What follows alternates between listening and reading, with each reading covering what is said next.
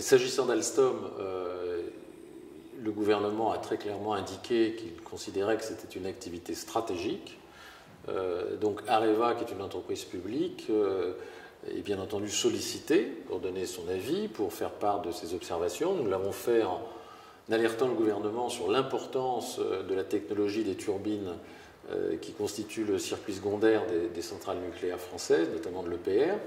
Nous avons également indiqué que dans l'éolien offshore, il fallait être très vigilant parce qu'il y avait effectivement là un concurrent Alstom qui développait une technologie différente d'Areva et que dans l'hypothèse où il y ait une possibilité de rapprochement, il faudrait probablement concevoir un plan industriel pour développer autour d'Areva une filière éolien offshore qui soit à la fois pertinente, efficace et dont le modèle économique soit démontré.